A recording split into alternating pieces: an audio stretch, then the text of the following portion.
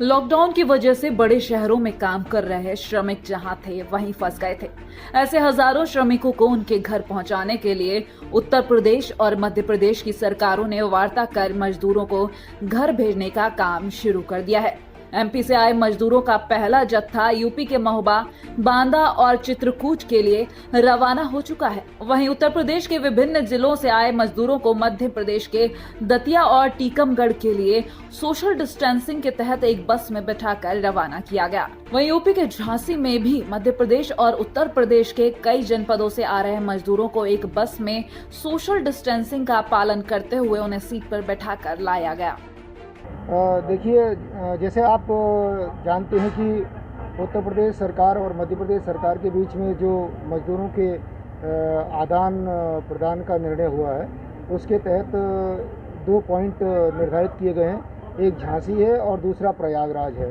तो यहाँ झांसी में हम लोगों की ये व्यवस्था है कि यहाँ मध्य प्रदेश से बसों से जो मध्य प्रदेश के शेल्टर होम्स में हमारे माइग्रेंट्स हैं, जो यूपी के रहने वाले हैं, वो यहाँ आ रहे हैं, और जो उत्तर प्रदेश में मध्य प्रदेश के रहने वाले लोग हैं, उनको यहाँ ले करके आया जा रहा है और मध्य प्रदेश की बसों से उनको भेजा जाएगा। इस तरह की कार्रवाई यहाँ सुबह से चल रही है। अभी तक यहाँ से 5 बसें उत्तर प्रदेश के विभिन्न जनपदों के लिए रवाना हो चुकी हैं। यूपी के औरैया जनपद में जहां मामूली बात की जांच करने के लिए पुलिस चिंता नगला गांव गई थी, जहां जांच के दौरान अपनी टीम के साथ मौके पर पहुंचे दरोगा पंकज तोमर ने आरोपियों से पूछताछ न करके सीधे वहां पर मौजूद महिलाओं के साथ डंडों से मारपीट शुरू कर दी। वहीं मारपीट में हुई घायल महिला ने बताया कि उसके बेटे का विवाद गांव खगा नगला की दुकान पर सामान के ओवर रेट को लेकर हो गया था, जिसके बाद विपक्षी लोगों ने मेरे बेटे के खिलाफ थाने में तहरीर दी। लेकिन जब पुलिस जांच करने के लिए मौके पर आई तो मेरा बेटा और पति घर पर नहीं थे। यही बात मैंने दरोगा जी को बताई तो साहब को नागवार गुजरी और सीधे मुझ पर डंडे बरसाना शुरू कर दिया, जिससे मुझे कई जगह चोटें भी आई हैं। मेरे घर में रखा गृहस्थी का सामान भी तोड़ डाला। महिला ने बताया कि वो घटना के तुरंत बाद थाने भी गई, लेकिन उसको वहां से भगा दिया गया। दुकान पे बच्चे पुड़िया लेने के लिए खगा नगरा गई रहे यादव, उन लोगों ने मारा पीटी किया, फिर हमारा वीडियो बना लिया, सब लोगों का मारपीट किया, और फिर आई पुलिस मारने टोरने लगी। कोई कुछ बात थी तो मेरे आदमी से, मेरे बच्चे से कुछ कहती, हम लोगों ने उनको क्या काम किया। वो पंकज दरोगा ने हमको मारा पीटी किया, हम दब गए, हमको दबने नहीं दिया। छलता थाना अंतर्गत चिंता नगला में एक महिला के साथ दुर्व्यवहार की सूचना मीडिया द्वारा प्राप्त हुई है। इस संबंध में संपूर्ण तथ्यों की जानकारी करके दोषी के विरुद्ध कार्रवाई की जाएगी और इसमें किसी को बख्शा नहीं जाएगा। अगर चाहे वो पुलिस विभाग से या चाहे कहीं से भी किसके द्वारा दुर्व्यवहार किया गया हो, कार्रवाई अवश्य की जाएगी। कोरोना जैसी वैश्विक महामारी से बचने के लिए हर स्तर पर कुछ नया और संभव प्रयास किया जा रहा है। इसी के चलते झांसी आरपीएफ ने एक अनोखे अंदाज में लोगों को जागरूक किया, जिसके तहत एक जवान को भिक्षुक बनाया गया। उसने अन्य अधिकारियों और कर्मचारियों के साथ मिलकर लोगों के घर जाकर मोबाइल में आरोग्य सेतु ऐप डाउनलोड करने की भिक्षा मांगी। साथ ही उनके मोबाइल भी चेक किए गए कि उनमें ऐप डाउनलोड भी है या फिर नहीं। इस मौके पर आरपीएफ के जवानों ने उन लोगों के ऊपर पुष्प वर्षा भी की जिनके मोबाइल में ऐप डाउनलोड था। मैं अपने जागरूकता अभियान के तहत एक सन्यासी का रूप धारण कर लोगों से भिक्षा के रूप में सिर्फ इतने ही मांग रहा हूं कि आप लोग Aarogya Setu app application download किए हैं। जो लोग किए हैं उनका स्वागत किया जा रहा है, जो लोग नहीं किए हैं उनको उसके बारे में जानकारी देकर उनसे उसमें एप्लीकेशन डाउनलोड करवाया जा रहा है। भारत सरकार के आह्वान पर रेल सुरक्षा बल झांसी द्वारा रेलवे कॉलोनियों में लोगों को जागरूक किया जा रहा है और जागरूकता के तहत उनके मोबाइलों में आरोग्य सेतु नामक एप्लीकेशन को डाउनलोड करने के हेतु अनुरोध किया जा रहा है उनसे, और साथ ही साथ ये भी अनुरोध किया जा रहा है कि जो एप्लीकेशन डाउनलोड करेंगे उसमें सभी प्रविष्टियां सही दर्ज की जाएं। लॉकडाउन हुए 1 महीने से ज्यादा समय बीत गया है, लेकिन बड़े शहरों में रोजगार की तलाश में मजदूरी करने गए मजदूरों के पैदल आने का सिलसिला लगातार जारी है। ऐसे ही 3 दर्जन से अधिक मजदूर कर्नाटक के बेंगलुरु से पैदल चलकर यूपी के फूलपुर के लिए निकले थे, जो महोबा पहुंच चुके हैं, जिन्हें अभी महोबा से लगभग 200 किलोमीटर से अधिक दूर अपने गृह जनपद फूलपुर जाना है। करीब 1500 किलोमीटर का पैदल सफर तय करने के बाद महोबा पहुंचे ये मजदूर अभी महोबा से 200 किलोमीटर दूर फूलपुर के लिए सफर और तय करेंगे। कहाँ से कहाँ जा रहे हैं आप? हम बेंगलोर से जा रहे हैं यूपी के लिए, जौनपुर जिला। कितने लोग हैं आप? हम 30-35 लोग हैं लमसम। किस चीज से जा रहे हैं? कुछ तो हमको लिफ्ट लेकर आए हैं और बाकी तो पैदल ही चल के आ रहे हैं। अब पैदल भी चल रहे हैं इस समय। क्या काम करते थे हम बेंगलोर? लोग टाइल्स का काम करते हैं, मजदूरी करते हैं वहाँ पे। यूपी के झांसी में 2 दिन पहले मिली कोरोना पॉजिटिव महिला के परिजनों के सैंपल जांच के लिए भेजे गए थे। इनमें से महिला के बेटे और देवर का रिजल्ट पॉजिटिव आया है।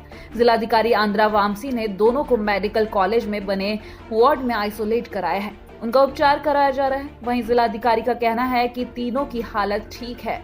उन्होंने बताया कि बीते रोज क्षेत्र से 44 लोगों के सैंपल लिए गए थे। इनमें से 42 लोगों की रिपोर्ट नेगेटिव आई है, जबकि पीड़ित महिला के इन 2 परिजनों की रिपोर्ट पॉजिटिव आई है। साथ ही उन्होंने कहा कि क्षेत्र को हॉटस्पॉट घोषित कर दिया गया है, ताकि वहां आवागमन पूर्ण रूप से बंद कर दिया जाएगा और इस संक्रमण को फैलने से रोकने में मदद मिलेगी। जो प्रिलिमिनरी रिपोर्ट के हिसाब से कमला देवी है जो पेशेंट, इनके परिवार से जुड़े हुए 2 लोगों का तो और अभी पॉजिटिव आया था। और इस पॉजिटिव जो आए थे ये दोनों एसिम्टोमेटिक हैं, मतलब जिसका तो सिम्टम दिखे नहीं। अभी तक हमने जो मैपिंग किया था इनका लगभग 42 लोग हैं, जिसमें ये लोग जो 1-2 डॉक्टर से संपर्क किए थे उनका भी डेटा हमारे पास है। तो विशेष रूप से यही है कि हमारा BSL-3 लैब ऑलरेडी तैयार हो गया है। कल से BSL-3 लैब के माध्यम से ही हम लोग सैंपल्स का पोलिंग करना शुरू करेंगे, जिसकी वजह से लगभग प्रतिदिन हम लोग 400 सैंपल्स का तो टेस्टिंग कर सकते हैं। लेकिन BSL-3 लैब पूरे मंडल के लिए है, तो प्रायोरिटी पे जो सुभाषगंज एरिया पे जितने भी हैं, जो हमारा प्राइम सस्पेक्ट एरियाज है, ओरछा गेट, सुभाषगंज एरिया, इन सारी जगह पर जो हमारा 12 टीम्स अभी वर्तमान में जो घूम रही है, सभी वोटर लिस्ट लेके घूम रही है। तो फिर यदि परिवार में कोई ऐसे संदिग्ध आदमी है या संदिग्ध औरत है या संदिग्ध मरीज है, उनको अच्छी तरह से हम लोग उनका टेम्परेचर थर्मल स्क्रीनिंग करेंगे और उसके बाद इनसे जुड़े हुए जो मोहल्ले हैं वहाँ उस मोहल्ले में जो 15-20 मकान हैं उनके सारे लोगों की सैंपल्स की टेस्टिंग के लिए हम लोग लैब भेज देंगे। यूपी के मुजफ्फरनगर की बुढ़ाना पुलिस ने मेरठ करनाल हाईवे पर चेकिंग के दौरान 2 शातिर अंतर्राज्यीय गांजा तस्करों को गिरफ्तार किया है। पुलिस ने गांजा तस्करों के कब्जे से एक लग्जरी कार और भारी मात्रा में नशीला गांजा बरामद किया। बता दें कि गांजा तस्करों से पकड़े गए 4 किलो गांजे की कीमत मार्केट में 8 लाख रुपए है।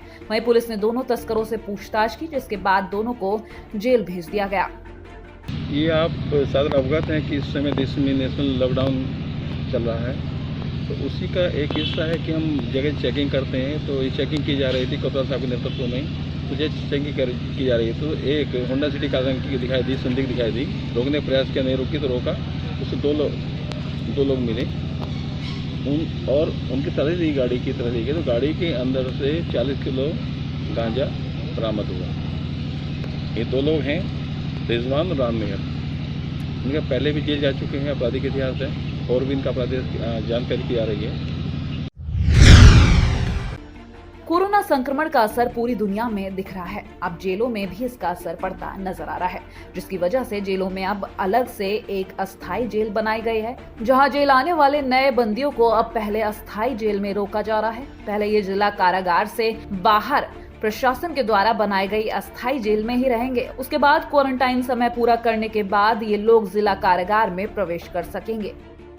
देखिए, शासन के द्वारा आज से कुछ रोज पहले ही निर्देश दे दिए गए कि जब कोरोना पॉजिटिव तबलीगी जमात के लोग काफ़ी संख्या में पाए जा रहे थे, तो ये समस्या है कि इनको अगर सीधे जेल में डाल दिया जाएगा तो जेल में कोरोना के फैलने की संभावनाएं बढ़ जाएंगी।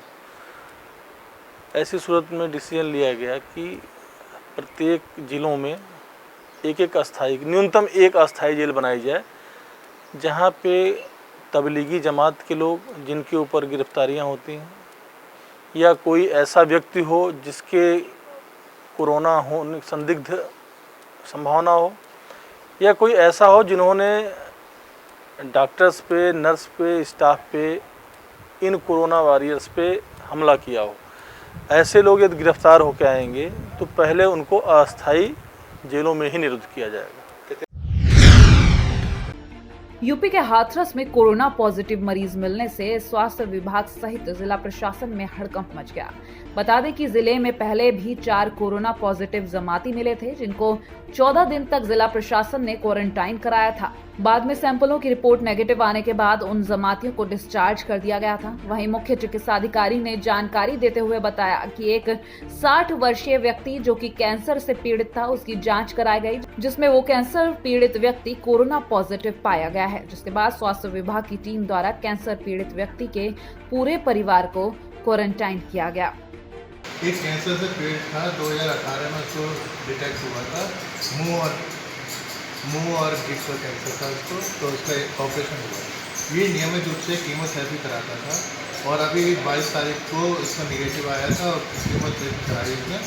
और नोएडा में और किसी हॉस्पिटल इंतजार कीमोथेरेपी करके यहाँ, तो हम लोग नोएडा हॉट स्पॉट में आता है तो रैंडम सैम्पलिंग हम लोग करते रहते हैं। इस दौरान ये पाया गया कि मतलब हमने सैम्पलिंग कराई इसकी परसों, तो आज ये पॉजिटिव है।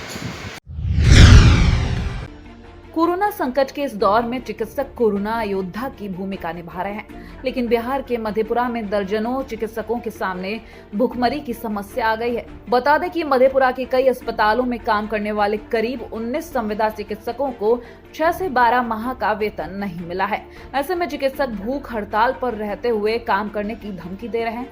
ऐसे में चिकित्सक कई बार सीएस और डीएम को आवेदन देकर वेतन की गुहार लगा चुके हैं, लेकिन उन्हें आश्वासन के अलावा कुछ भी नहीं मिला।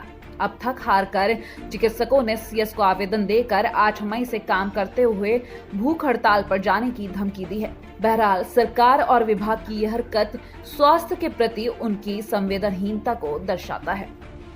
हम लोगों का पिछले 6 से 12 महीने का पूरे जिला के जो भी संविदा जो चिकित्सा पदाधिकारी हैं उनका वेतन नहीं दिया गया है। हम लोग का बार बार मानने पे मतलब यही बताया जाता है कि आप लोगों का आवंटन नहीं आया है, लेकिन जो स्वास्थ्य विभाग के जब वहाँ पे जब पटना में पूछा गया तो उनका कहना था कि नहीं, आप लोगों का आवंटन भेज दिया गया है और आप लोगों को नहीं दिया जा रहा है। और 6 से 12 महीने से ये जो है मतलब पेमेंट नहीं मिलने के कारण हम लोगों का भूखमरी का स्थिति हो गया। इसीलिए हम लोग यहाँ पे मांग किए हैं कि हम लोग अपना कार्य करते रहेंगे, लेकिन भूख हड़ताल भी रखे भी हम लोग अपना कार्य को बाधित नहीं करेंगे, कार्य करते रहेंगे। इसलिए हम लोग भूख हड़ताल करने इसलिए चाहते हैं। पिछले साल उन लोग को अलॉटमेंट नहीं आया, जो पिछला साल अलॉटमेंट आया उसके लिए वो लोग उसके पिछले साल का अलॉटमेंट से पैसा मिल गया उन लोग को, लेकिन पिछले साल में अलॉटमेंट घट गया, तो उसके लिए सरकार से मांग की गई। उसके बाद डिस्ट्रिक्ट मजिस्ट्रेट साहब द्वारा भी प्रधान सचिव स्वास्थ्य विभाग को अलॉटमेंट के लिए लिखा गया, फिर भी अलॉटमेंट मार्च तक नहीं आया, इसलिए पहले का लंबित है, वो अभी भुगतान नहीं हुआ है। इस साल का बजट में अभी पार्शियल आंशिक रूप से कुछ फंड आया है, जिसको कंसर्न पीएससी में ब्लॉक में भेजा जा रहा है और उसमें जितना हो सकेगा इस साल का पेमेंट होगा और पिछले जो बकाया है उसके लिए अलग से आवंटन की मांग करके भुगतान की जाएगी।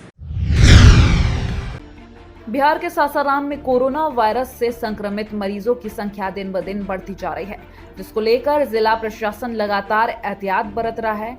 जिन क्षेत्रों में कोरोना वायरस के पॉजिटिव मामले मिले हैं उन इलाकों को सील कर दिया गया है। बता दें कि सासाराम के बारादरी, भारतीगंज, करपुरवा, शोभागंज, जक्खी सहित गोरक्षणी सहित कई मोहल्लों को बैरिकेडिंग लगाकर सील कर दिया गया है।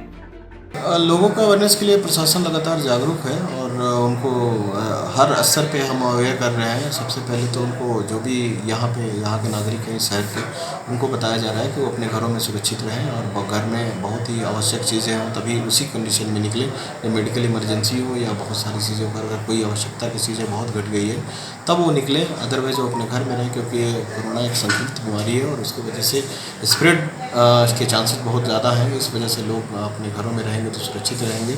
इसका लगातार मॉनिटरिंग और लगातार प्रशासन के द्वारा सूचना लोगों को दी जा रही है। इसके साथ साथ लोगों को पॉजिटिव जहाँ पे भी केसेस आ रहे हैं उसके बारे में बताया जा रहा है कि उसकी वजह से क्या दिक्कतें और परेशानी झेलना पड़ रहा है। यूपी के महोबा में किसानों को मुश्किलों का सामना करना पड़ रहा है। मामला महोबा के चरखारी में रैपुरा मंडी स्थल के सरकारी क्रय केंद्र का है, जहां किसान अपना चना लेकर मंडी पहुंचे थे और किसानों का आरोप है कि जब वो क्रय केंद्र में चना लेकर गए तो यहां अव्यवस्थाओं का बोलबाला देखा गया, जहां उनका माल नहीं खरीदा जा रहा था क्योंकि गोदाम प्रभारी के गुर्गे उनसे प्रति बोरा 250 रुपए ले रहे हैं। जब किसानों ने इसका विरोध किया तब दबंग गोदाम प्रभारी के गुर्गे मारपीट करने लगे। क्रय केंद्र में हो रही अव्यवस्थाओं की शिकायत मिलने पर उपजिलाधिकारी चरखारी और सीओ चरखारी ने मौके पर जाकर मुआयना किया और व्यवस्थाओं को सही करने के लिए गोदाम प्रभारी को निर्देश दिए। आज मैं यहाँ गल्ला मंडी करीब 10 बजे आया था। मेरा नाम मदन मोहन राजपूत और मदन पाल सिंह, ग्राम गरबई, जिला महोबा के निवासी हूँ। यहाँ चने की खरीद की दिनांक लेने आया था तो यहाँ मालूम हुआ कि गुप्ता जी को फ़ोन किया, पनवाड़ी के हैं, बोले 3 दिन बाद आप हमको फ़ोन करना, हम आपको फ़ोन द्वारा सूचित करेंगे। जब तक यहाँ पर और बातचीत किया तो कुछ लोग नंबर तारीख देने के लिए तैयार हो गए। यहाँ आकर के टेबल में नंबर देने लगे, फिर बोले कि अभी नहीं देना, फिर देंगे। तो वहाँ तक गए हम जहाँ तुराई हो रही थी, उनका नंबर दो भाई। तो वहाँ पर कई लोग थे तो ये धक्का मुक्की करने लगे और हमको उन्होंने धक्का मुक्की किया, काला भी पकड़ा हमारा और एक आध दो ने हमको पीछे से पीट भी दिया। विवाद अभी हम आए हैं, उसके पहले विवाद हो गया, मारपीट करके जो आदमी मंडी में थे उन लोगों ने मारपीट के बाद उन लोगों को भगा दिया। किस बात को लेकर मारपीट हुई? तो लेन देन के मसले में, लेन देन में पैसे सामान। 250 रुपये। कितने पैसे मांग रहे थे? तो पर बोरा 50 रुपया 100 रुपये। आज किसानों को कुछ समस्या शिकायत हुई थी, खरीद चना की दिक्कत आ रही है। इस संबंध में हम सीओ साहब और डिप्टी साहब आए और इनका टोकन रजिस्टर और क्रय पंजीका रजिस्टर देखा गया, उसमें मिसमैच मिल रहा था। तो हम लोगों के द्वारा जो डेट वाइज जो टोकन रजिस्टर दिया गया है, जो टोकन नफेड के द्वारा जो संस्था खरीद रही है यहाँ पर, उसके टोकन के हिसाब से जो डेटें दी गई हैं उसी हिसाब से सचिव को खरीदने के लिए निर्देशित किया गया है।